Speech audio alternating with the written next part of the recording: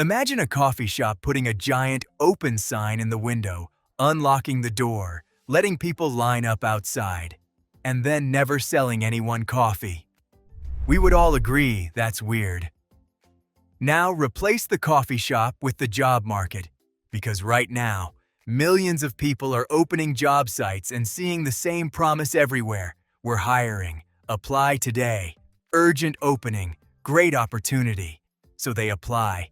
They upload the resume. They answer the same questions that are already on the resume. They write the cover letter. They take the assessment. They wait. And then, nothing.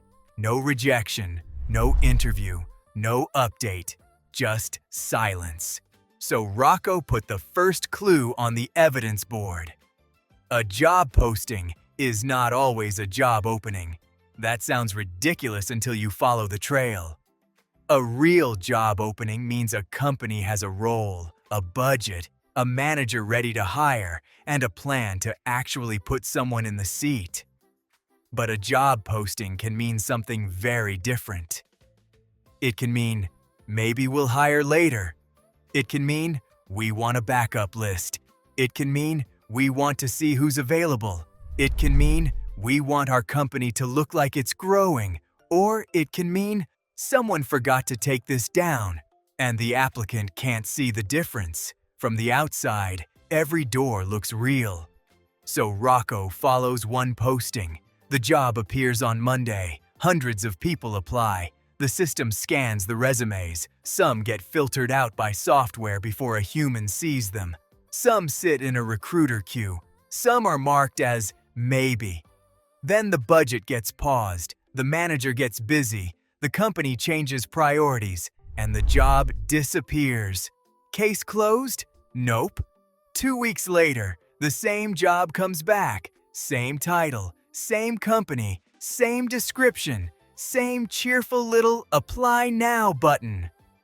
That's when the evidence board starts looking less like a job search and more like a haunted house. At first, Rocco thinks the problem must be resumes. That is the normal advice, right? Use better keywords, fix your format, customize every application, beat the ATS. And yes, bad resumes can hurt people. A confusing resume can get missed. A missing keyword can matter. But then, Rocco finds the crack in that theory. If the problem is only bad resumes, why does the same role keep getting reposted after hundreds of people applied? Were all of them bad? Every single one? Or was the job never as open as it looked? That is the midpoint twist. Some companies post jobs even when they are not ready to hire. Not always because they are evil villains sitting in a conference room laughing at resumes. Sometimes it is messier than that. A department wants approval for a role before the budget is final. A recruiter builds a talent pipeline just in case. A company wants investors, competitors, or employees to see growth. A manager wants options. A team wants to replace someone quietly. Or the company freezes hiring but leaves the posting up anyway. The applicant thinks, I am applying for a job. The company thinks, we are collecting possibilities. Those are not the same thing, and that difference costs people time, because applying for jobs is not free. It takes energy, it takes focus, it takes hope. You rewrite your resume for one posting. Then you type your entire work history into boxes again. Then you answer questions. Then you wait. Then you refresh your email like a raccoon guarding a trash can full of secrets. And while you're doing that, the company may not even be in a hurry. That is the unfair part. The applicant has to act urgent. The company gets to act optional. Then Rocco finds the smoking gun. Posted, closed, reposted, closed, reposted again. Same job, same company, same "we're excited to meet you" language. At that point, the job posting starts to look less like a doorway and more like a prop. It keeps the job board looking full. It keeps the company looking active. It keeps applicants flowing in. But it does not always lead to a person getting hired.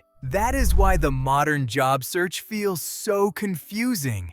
People are not only competing against other applicants, they are competing against filters, frozen budgets, internal candidates, ghost postings, automated systems, and openings that may not be real openings yet. So when someone says, "Nobody wants to work anymore," Rocco adds one more card to the board. Maybe people do want to work. Maybe they are just tired of knocking on doors that were painted onto the wall. Here is the coffee test. If a coffee shop kept a "Now Hiring" sign in the window for 6 months, accepted 800 applications, never hired anyone, and replaced the same sign every Monday, you would stop calling it a hiring sign. You would call it decoration. And that is the bigger truth. The job market is not always empty. Sometimes it is padded with fake urgency, padded with ghost jobs, padded with openings that look real enough to steal your time, but not real enough to change your life. The lie is that every application is a fair shot. The truth is that some of those shots were never loaded. And once you see that, the silence starts to make more sense. It was not always you. Sometimes there was never a job on the other side of the door.